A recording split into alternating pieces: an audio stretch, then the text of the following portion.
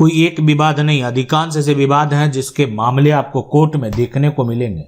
यानी आखिर ये जो मामला है ये हुआ क्यों, कैसे हुआ, क्या है ये मौखिक जमीन का मामला। देखें, आप भी सतर्क हो जाइए, सावधान हो जाइए, कहीं आपके साथ भी ऐसा समस्या उत्पन्न ना हो जाए। देखें, ये जमीन है और इस जमीन के कागजात की अगर बात करें तो यहाँ पर ये मौखिक जमीन का जो मामला है ये बहुत पेचीदा मामला है और इस उलझन में आप भी फंस सकते हैं। आखिर आपको क्या करना होगा। यही समस्या इन दोनों के साथ भी हुआ, यानी आप भी सुनेंगे हैरान रह जाएंगे। ये दोनों भाई का जो विवाद है, अब ये विवाद हुआ क्यों, एक बड़ी समस्या है। देखें, दोनों भाई में एक समय में काफी प्रेम एक तरह से था, अब नहीं है। ऐसा क्यों हुआ, आखिर क्या हुआ। देखें, हुआ एक्चुअल में कि एक जो यहाँ पर भाई है, अब वो क्या किया, वो अपनी सारी ही शेयर जो भी हक उनका बनता था, यानी वो दूसरे भाई को देकर चला गया और एक तरह से इस तरह से दे दिया कि वो ये कह दिया कि ये अब आप रखें, और ये कहीं बाहर रहने लगा, वहीं जीवन यापन कर लिया, वहां इनका मकान भी बन गया, सब कुछ हो गया, जमीन भी उन्होंने खरीद ली। लेकिन अब इनके पास जो जमीन है, कानूनी तौर पर इन भाई का भी, ये जो भाई है उसका भी हक बनता है। जमीन तो दिया गया लेकिन मौखिक तरीके से दिया गया। क्या ये मौखिक तरीके से जमीन जो दिया गया, ये मौखिक कागजात, यानी मौखिक तरीके से अगर कोई कागजात भी बन जाता है तो उसका भी मान्यता नहीं होता। यहाँ पर तो कोई कागजात भी नहीं बना, यानी जो भी किया गया मौखिक किया गया, जमीन इनके पास है। लेकिन अब ये विवाद जो है, दोनों भाई में तो प्रेम था, प्रेम रह भी गया, लेकिन अब इनके जो एक तरह से बच्चे हैं, जो इनके अगले जनरेशन है, वो अपने चाचा से जमीन की मांग कर रहे हैं। क्या ये जमीन इनको मिलेगी, क्या कानून इस जमीन का अधिकार इनको देगा। ऐसे तमाम सवाल के जवाब हम आपको जरूर देंगे।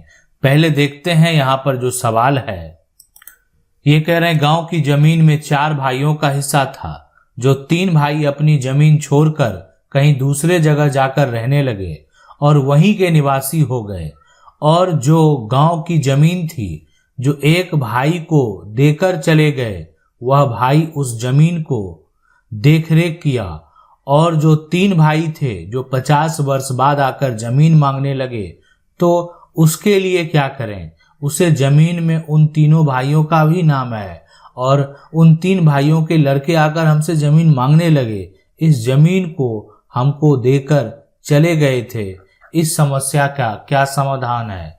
कानूनी तौर पर अगर बात करें, 50 वर्ष हो या 100 साल हो, वो जमीन आपको देकर चले गए थे, लेकिन आपने भी उस जमीन को उससे लिखित तौर पर नहीं लिया, और मौखिक अगर मान लेते हैं, मौखिक किया गया वादा, किया यहाँ पर गया वादा मान नहीं है, और मौखिक तौर पर अगर कोई कागजात भी नहीं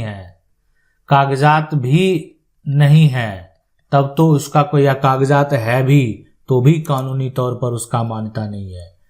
देखें, कानून में अगर कुछ भी साबित करना है उसके लिए ठोस सबूत चाहिए।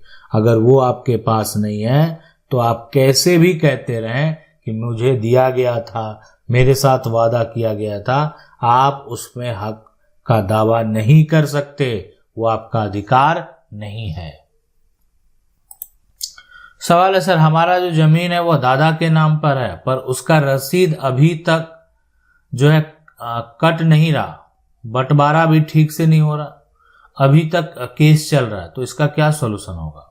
देखें, जमीन जो है अगर मान लेते हैं आपका जो दादा के नाम पर है, पर जो उसका रसीद कटना चाहिए, दादा के नाम से तो रसीद कटना चाहिए, दादा के नाम से रसीद जो है ना वो कटना चाहिए, बंटवारा भी ठीक से नहीं हो रहा, तो केस चल रहा है। अगर मान लेते हैं बंटवारा का केस है, बंटवारा का केस अगर चल रहा है, तो फिर आप केस का जब तक कोई फैसला नहीं हो जाएगा तब तक कोई निर्णय लेना भी सही नहीं है। अगर हाँ कोर्ट का जिस दिन फैसला आ गया उसके बाद आप कुछ भी निर्णय ले सकते हैं। सर मेरे दादा के माँ के नाम पर जमीन है और मेरे दादा मेरे पापा के शादी होने के बाद जमीन बेच दिए हैं।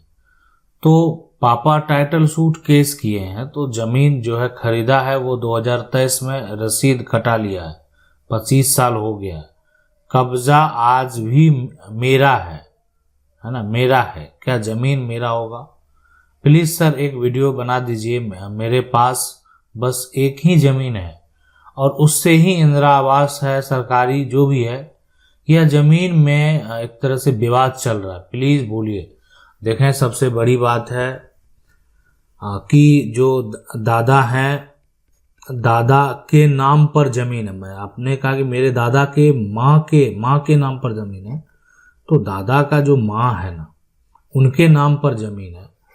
अब यहाँ पर जो है कि पापा का जो शादी होने के बाद मतलब हवा बालिग थे, अब शादी होने के बाद मान लेते हैं दादा उस संपत्ति को जो है क्या करते थे, बेच देते हैं। तो बिल्कुल देखें अपना हक का आप दावा जो है ना कभी भी कर सकते हैं।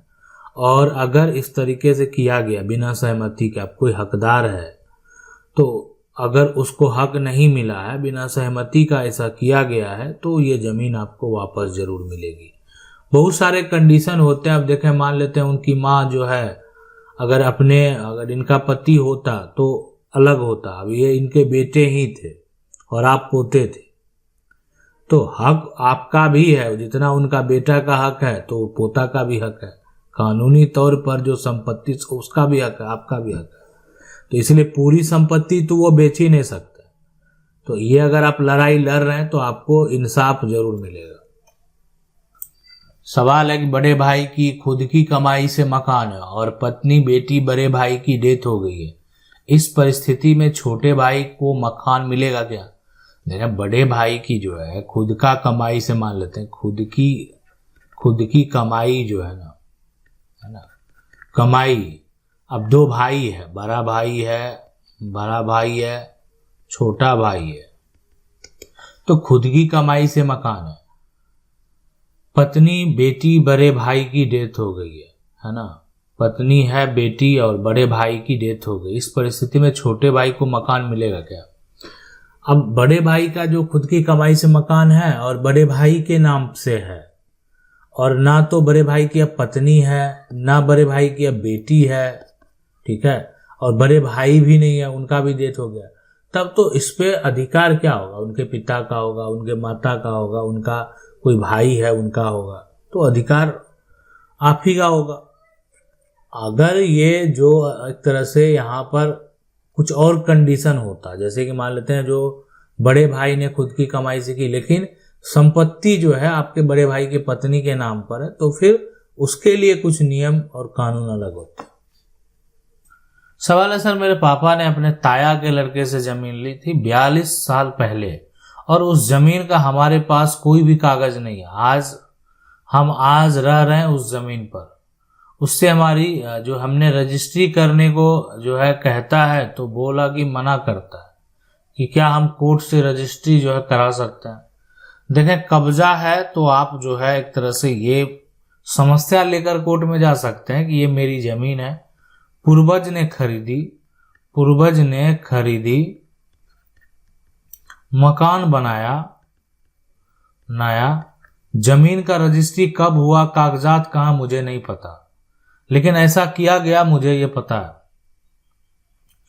आपको कागजात ढूंढने को कहा जाएगा और उसके लिए सभी रास्ते बताए जाएंगे।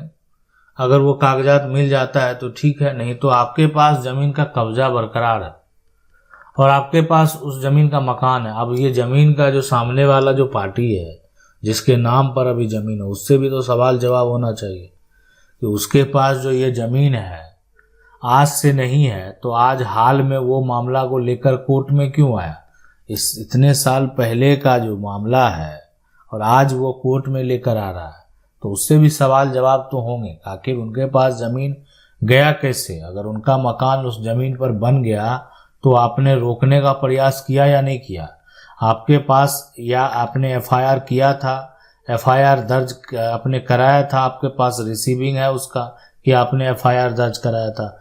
ये सभी जो सवाल है ना, ये सभी सवाल का जवाब उनको भी देना होगा।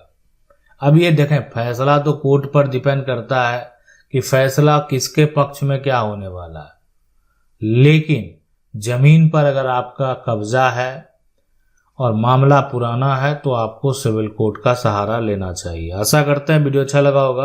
वीडियो को लाइक जरूर कर दें। चैनल को पहली बार देख रहे हैं, सब्सक्राइब करके जो बेल आइकन है उसको जरूर दबा लें। मिलते हैं अगले वीडियो में, तब तक के लिए जय हिंद।